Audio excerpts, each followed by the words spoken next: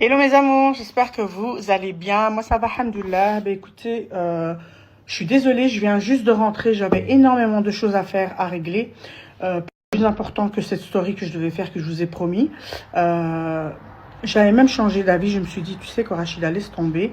Mais finalement non. Je vais vous donner la raison de pourquoi j'ai voulu faire cette story.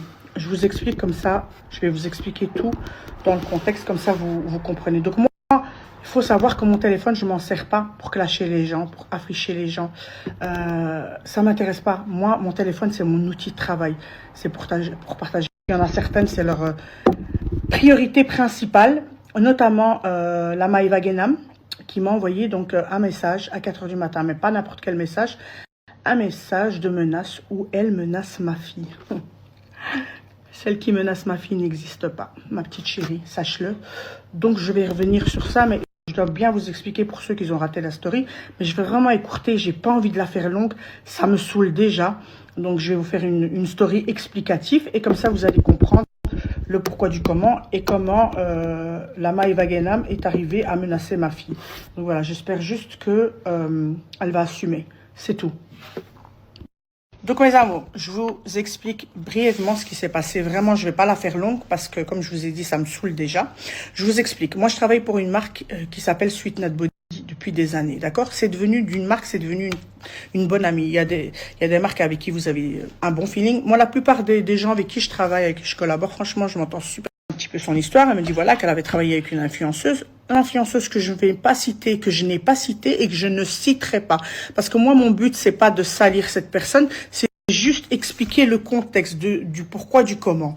Donc, j'ai expliqué sur mes réseaux que je n'étais pas contente parce que Sweet Nut Body avait collaboré pendant des années avec une influenceuse et que apparemment elle n'était pas rentable, etc., etc. Jusque là, on s'en fout. Je m'en fous complètement. C'est pas mon problème. Et qu'elle a décidé d'arrêter de travailler avec cette influenceuse parce qu'elle ne lui ramenait pas assez de code pour ce qu'elle pour le montant qu'elle l'a payé. Jusqu'à là, ok. Moi, j'ai pris mes réseaux pour la simple et bonne raison que parce que l'influenceuse, quand elle a arrêté avec Sweet Nut Body, elle a pris ses réseaux. Moi, j'ai pris mes réseaux juste pour dire que Sweet Nut Body existe. Jusqu'à là, d'accord, ok. Et j'ai trouvé pas ça sympa du tout parce que voilà, c'est pas parce qu'on travaille avec des marques et qu'on les connaît pas forcément, qu'on se fréquente pas, qu'on est obligé de les descendre. Que tant que ça va pas dans ton sens du poil, tu vas et enfin soit. J'ai même plus envie de rentrer dans. Le problème, c'est même plus ça, parce qu'un problème engendre un autre. Et par enchantement, bon, mes amours, moi, mon problème actuel, ce n'est plus Sweet Nut Body, ce n'est plus l'influenceuse en elle-même. De toute façon, j'ai pas de problème avec elle. Je la suivais. J'ai vraiment rien contre elle. C'est juste que j'étais pas d'accord de la manière dont donc elle a terminé avec Nabila. Bon, hier à 4 h du matin, je reçois un message de Maïva Genam. Elle me parle très très mal. Je vais essayer de vous mettre. Attendez. Alors, je vais te faire un message ici public, ma petite chérie, que tes abonnés te feront un plaisir de t'envoyer. Moi, je suis là. Moi, je te parle face à face. Tu m'as envoyé un message à 4 h du matin, au milieu de la nuit. D'accord? Il y a un décalage horaire, tu ne respectes pas les gens, tu viens, déjà tu me parles vulgairement, comme une fille qui a grandi dans la rue, ça te ressemble très très bien. Parce que tu es une fille de rue, ma chérie, tu es une fille de rue.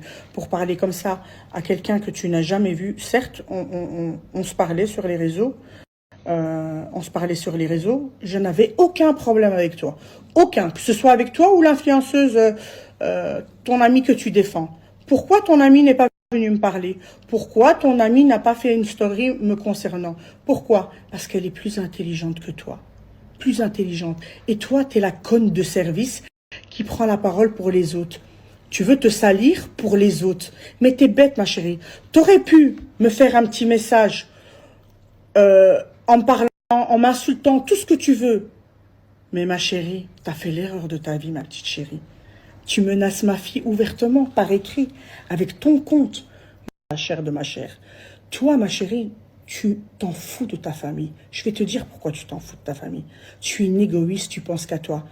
Tu dis haut et fort, là. Nous, on parle de la vraie valeur de famille que toi, tu n'as pas et que tu n'auras jamais. Parce que Dieu ne te l'a pas donné. Il ne te la donnera pas. Tant que tu... Allah, il dit que c'est bien, Allah, il dit à tous. J'ai rien contre ça. Mais ça ne correspond pas avec l'image que tu as, que tu donnes. Tu as pété un câble ces derniers temps. Ils te diront toujours des choses que toi, tu vas entendre. Pourquoi toi-même, t'as pleuré il y a quelques jours et t'as dit « Ah, moi, les gens, ils me fréquentent que pour mon argent. Moi, je veux avoir des gens qui m'aiment pour moi. » Mais ma chérie, je vais t'expliquer un petit truc. Tu n'auras jamais des gens qui te fréquenteront pour toi. Tu sais pourquoi? Parce que ton âme, elle est pourrie. Ton intérieur, il est pourri. Je pensais pas ça de toi. Beaucoup de gens me disaient que tu étais mauvaise. Mais aujourd'hui, je l'ai constaté. Pourquoi? Parce que tu as déclaré la guerre avec moi, ma chérie. Tu as déclaré la guerre. Tu sais, je vais te dire, tu ne pourras jamais comprendre. Pose cette question à ta mère. Va chez ta mère et tu lui dis, maman, si un jour il y a quelqu'un qui t'envoie un message et qui menace de me croiser pour me faire quelque chose dans la rue, demande à ta mère. Ta mère, elle va se transformer en lionne. Parce que ta mère, elle sait. Elle est maternelle. Elle sait. Elle t'a mis au monde. Mais toi, ma petite chérie, tu te permets de venir chez moi, menacer ma fille. Alors, je vais t'expliquer un petit truc. Je rigole parce que tu me fais pas peur. Juste assume tes paroles. Wallah, c'est mon rêve de te rencontrer. En fait, je suis en train de sauter du coq à l'âne. Je disais que toi, tu n'arrêtes pas de crier haut et fort. Moi, j'ai mis ma mère à l'abri. Ouais, on parle de dollars, d'argent, d'euros. On s'en fout. Ma chérie, quand il s'est passé ce qui s'est passé devant chez toi, parce que tu sais même pas d'où ça vient, tu as tellement d'ennemis, tu ouvres tellement ta gueule qu'ils viennent.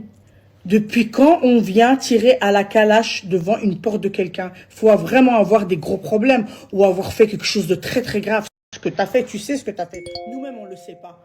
Hein? Une balle perdue.